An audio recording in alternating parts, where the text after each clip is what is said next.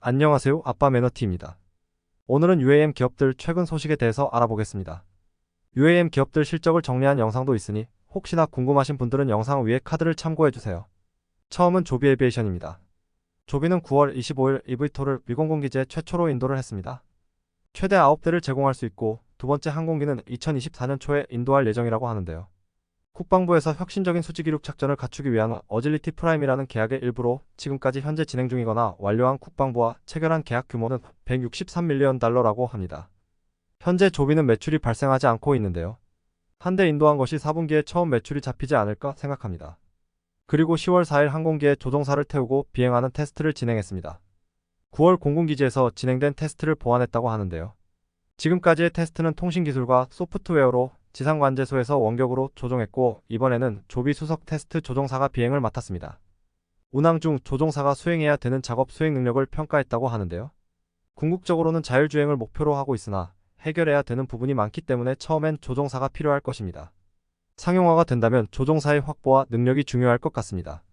10월 10일에는 조비와 SK텔레콤, 제주시가 업무 협약을 맺어 제주도의 관광형 UAM 서비스를 추진하고자 하는데요. 조비 생산 공장에서 업무 협약을 맺고 S4를 실제로 운항해보는 테스트가 이뤄졌다고 합니다. 국내에서는 제일 처음으로 상용화가 되지 않을까 보고 있습니다. 현재 조비 에비에이션은 2025년 완공을 목표로 대규모 생산 공장을 지을 예정이고 현재는 파일럿 라인에서 생산 중입니다. 최초로 공군에 기체를 납품하는 등 다른 기업들보다 빠르게 치고 나가고 있으며 토요타와 SK텔레콤의 지원을 받아 재정상에도 큰 문제가 없어 보입니다. 재무 상태를 보면 부채 비율이 32%이며 현금을 부채보다 더 많이 보유하고 있습니다. 유동성은 2000%가 넘을 정도로 큰 문제가 없고요. 현금 흐름을 보면 2분기에 연두색의 투자 현금이 유입으로 되어 있는데 기존 투자자 베일리 기포드가 180밀리언 달러, SK텔레콤이 100밀리언 달러 규모의 주식을 사들이며 자금 조달받은 것입니다. 최근 6개월간 주가 흐름을 보면 6월 말에 대량 생산을 위한 공장을 짓는다고 발표하면서 주가가 크게 올랐는데요. 그 이후로는 다시 조정을 받으며 오히려 공장 신축 발표 소식 전과 비슷한 주가를 유지하고 있습니다. 아직 매출이 없어서 큼직한 소식이 있거나 대외적인 경제 상황이 좋아져야 주가가 다시 오를 것 같습니다. 다음은 이항인데요. 10월 13일 중국 정부로부터 EH16S 기체에 대한 형식 인증서를 획득하면서 주가가 크게 올랐는데요. 18% 상승으로 마무리되었지만 프리장에서는 100%도 올랐고 본장에서는 50%도 올랐다고 하더라고요. EH16S는 인승 무인 eVTOL로 8월에 형식 인증을 위한 테스트를 완료했고 이번에 세계 최초로 무인 기체에 대한 형식 인증서를 받은 것으로 의미가 큽니다. 안 그래도 9월에 심천의 볼링이라는 문화관광, 스마트시티 기술 연구 등 종합 비즈니스를 하는 기업이 EH16S 5대를 구매했습니다. 100대를 구매하려는 계획이었는데 그 전에 선행되어야 할 것이 형식 인증을 받아야 됐었습니다. 이제 형식 인증서를 받았으니 나머지 95대에 대한 공급도 현실화되어 매출이 크게 상승할 것으로 보이네요. 항공기 기체 자체에 대한 승인도 중요하지만 그것을 운영하기 위한 시스템도 준비되어야 되는데요. UACS라는 항공기 클라우드 시스템도 중국 정부의 승인을 받았다고 합니다. 특히 EH16S의 경우 무인으로 승객을 태우기 때문에 대규모 운영을 위한 안전과 관리가 중요한데요. 이제 정말 UAM 시대가 현실화되기 직전인 것 같습니다. 추가로 같은 9월의 양은 전고체 리튬 배터리 스타트 기업인 INX에 투자를 했는데요. 전고체 배터리에 투자한다는 것은 안정성과 성능을 모두 찾겠다는 의미로 받아들여지고 아직까진 상용화가 어렵지만 차세대 배터리로 꼽히는 만큼 투자할 가치는 있다고 봅니다. 주가는 6월부터 상승하기 시작했고 8월에 EH16S 기체 형식 승인 테스트를 완료하면서 주가가 고점을 찍고 내려오더니 이번에 형식 인증 승인으로 다시 급등하게 되었습니다. 중국의 자체적인 형식 승인으로 세계에서 제일 빨리 상용화될 것으로 보이고 이미 일본이나 인도네시아 같은 곳에서 주문이 들어갔는데 이 양의 행보와 매출 추이를 보고 다른 기업들의 미래도 미리 알아볼 수 있는 기회가 될 것 같습니다. 하지만 재정상으로는 좀 어려운 상황인데요. 2023년 1분기까지만 해도 부채 비율이 600%대였습니다. 지금은 300%대까지 줄었지만 이제 대량 생산을 하려면 자금이 더 많이 필요하겠죠. 유동성 역시 이번에 자금을 조달받아서 좋아진 것 같은데 그래도 130%대입니다. 재고를 제외하고 보면 100%라고 볼 수 있어요. 앞으로 자금 조달과 함께 수익성 개선이 함께 이루어져야 될 것 같습니다. 다음은 아처 에비에이션입니다. 아처는 이번 8월에 미드나이트 기체에 대한 비행 승인을 받았는데요. 10월 4일에는 아처의 항공기를 미공군에 납품을 했습니다. 9월 말에는 조비 에비에이션 기체를 구매하더니 아처의 기체도 구매했습니다. 미공군은 우선 1밀리언 달러를 지급하여 조종사 훈련 및 비행 제어 평가, 모바일 비행 시뮬레이터 교육을 요청했습니다. 10월 11일에는 아처가 세계 최대 규모의 공장을 짓기 위한 자금 조달을 확보했다고 하는데요. 먼저 이 공장은 1단계로 연간 650대를 생산할 수 있도록 설계되었는데 조비의 500대 공장보다 30%더 많습니다. 2단계에서는 연간 2000대 이상 생산이 가능하다고 하는데요. 아처는 이미 공장을 3월부터 짓기 시작했었고 자금이 많이 필요한데 이번에 1단계 건설 비용의 대부분을 커버할 수 있는 65밀리언 달러를 시노버스 뱅크와 에반스 제너럴 컨트랙터스로부터 조달받게 되었습니다. 이 기사가 중요한 이유는 최근 아처의 재무제표를 보면 알 수 있습니다. 자본과 부채를 보면 매출은 없고 적자는 지속되면서 자본이 빠르게 소진되고 부채가 늘고 있는데요.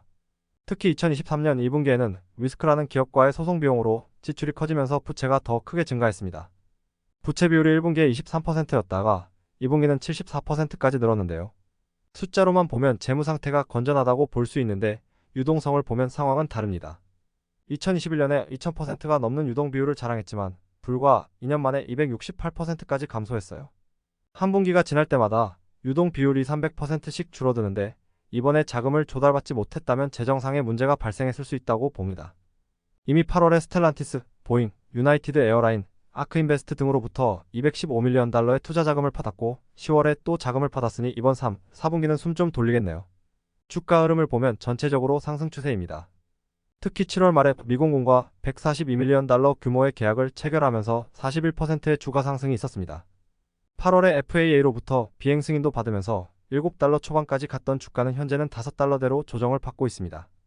아처 역시 한 단계씩 나아가고 있는 모습을 보이고 있습니다. 다음은 릴리움입니다. 릴리움은 주가를 먼저 볼까요? 릴리움은 5월 1일부터 주가가 크게 상승하기 시작했는데요. 이때 기사는 100밀리언 달러의 자금을 조달받았다고 합니다. 최대로는 250밀리언 달러까지 받을 수 있다고 하는데요. 릴리움은 재무 상태를 보면 2022년 하반기까지 자본이 204밀리언 달러가 있었는데 불과 6개월 만에 자본이 잠식이 됩니다. 그만큼 릴리움은 자금 운영에 어려움을 겪고 있고요. 100밀리언 달러가 2분기 자본에 반영이 된 걸로 보이는데 반영되고도 자본 잠식이면 문제가 크겠죠. 다행히 7월 중순에 독일 주요 기술 투자자로부터 192밀리언 달러를 추가로 조달받았네요. 앞으로 이런 일이 계속 발생할 것으로 보입니다. 자금을 제대로 조달 못 받는 순간 문제가 심각해지니 잘 모니터링해야겠어요. 다시 주가로 돌아가서 7월 중순까지는 거침없이 상승합니다. 5월 말에 ASL이라는 벨기에, 네덜란드, 룩셈부르크에 본사를 둔 제트기 운영업체 6대 제트기를 인도했고 6월 말에는 FAA로부터 지원이라는 인증을 받았는데요. 지원은 기초인증이지만 7월 초에 유럽항공안전기구 EASA로부터 설계 조직 승인까지 받으면서 교차 인증을 받았다는 성과로 주가가 상승했습니다. 그런데 7월 중순부터 주가가 급락을 하는데요. 제가 보기엔 앞에 192밀리언 달러를 조달받은 게 문제가 아닐까 싶습니다. 이때는 아직 실적 발표를 하기 전이었고 자본이 잠식된지 몰랐을 것 같은데요. 이 자금 조달로 회사 운영에 문제가 있다고 생각했을 것으로 보입니다. 그 이후로는 9월에 형식 인증을 받기 위해 7대 제트기가 필요한데 현재 첫 번째 제트기를 제작 중이며 조비나 아처보다는 진척이 느린 상황입니다. 10월에는 전력을 분배하는 전기 배선 시스템인 고전압 하네스를 출시했다고 하는데요. 네이버를 좀 찾아보니 전기차나 UAM 같이 고전력, 대용량 배터리를 필요로 하는 곳에는 이 분배 장치가 핵심 부품이라고 합니다. 그러면 이 부품을 자체 생산이 된다고 하면 다른 회사로부터 공급받을 때보다 더 원가율을 낮출 수 있을 것 같네요. 릴리움은 다른 기업보다 자금 조달에 대한 압박이 더 심할 것으로 보입니다. 제트기는 참 멋있는데 잘 되었으면 좋겠습니다. 마지막으로는 버티컬 에어로스페이스입니다. 저번 영상에서는 빠졌는데요. 상장한지 몰랐네요. 버티컬은 2016년에 설립되었고 2021년에 미국에 상장한 영국 회사입니다. 2018년에 쿼드콥터 형태인 4인승 VAX1을 시제품으로 선보였습니다. 2019년에는 VAX2를 출시했는데 조종사 1명에 승객 4명을 태울 수 있는 5인승 기체였어요. 그리고 플라이 바이 와이어라고 해서 전자제어 시스템으로 조정하는 방식을 채택합니다. 2020년에는 현재 VX4라고 하기 전 이름인 VAX4가 공개됩니다. 최대 속도 시속 332km, 주행거리는 160km이고 역시 5인승인데요. 세계에서 두 번째로 큰 항공기 임대업체 아볼론이 2021년에 500대를 선주문하고 그 외 아메리칸 에어라인, 버진 애틀랜틱 등도 사전 주문을 하는 등 큰 관심을 받습니다. 우리나라에서는 한화 에어로스페이스가 2022년에 전기식 작동기를 독점 공급을 하다가 2023년에는 UAM 개발을 위한 합의각서도 체결했습니다. 그리고 카카오 모빌리티도 국내 UAM 상용화를 위한 협업을 시작하면서 VX4 최대 50대를 선주문했습니다. 2023년 3월에는 설계 승인을 받았고 8월에는 VX4 비행 테스트를 했는데요. 무인 비행 테스트 중 프로펠러의 결함으로 착지하는 과정에 지상과 충돌을 하게 됩니다. 지금은 더 보강한 두 번째 기체를 만들고 있다고 하네요. 실적을 간단히 보겠습니다. 연간 매출액을 보면 2021년까지 매출이 있다고 하지만 큰 의미는 없을 것 같고요. 2021년에 상장으로 판관비가 많이 나가면서 적자폭이 컸던 것 같습니다. 2022년은 좀 줄긴 했고요.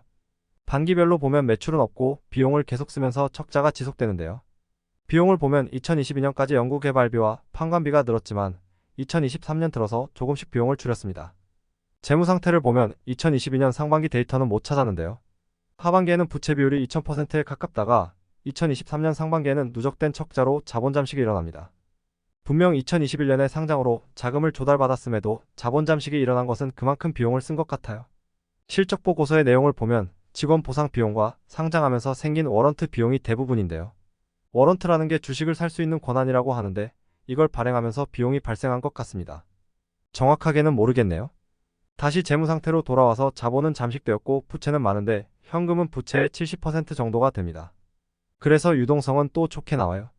가지고 있는 현금도 잘 써야 될 것 같고 추가 자금을 받기 전까지는 자본 잠식이 계속 진행될 것으로 보입니다. 이렇게 UAM 기업들 소식을 정리해봤는데요. 현재 이 양은 상용화 단계에 가장 근접했다고 볼 수 있고 나머지 기업들은 자금을 계속 수혈받으며 인증 절차와 대량 생산을 준비하고 있습니다. 진척이 좀 더 느린 기업도 있고요.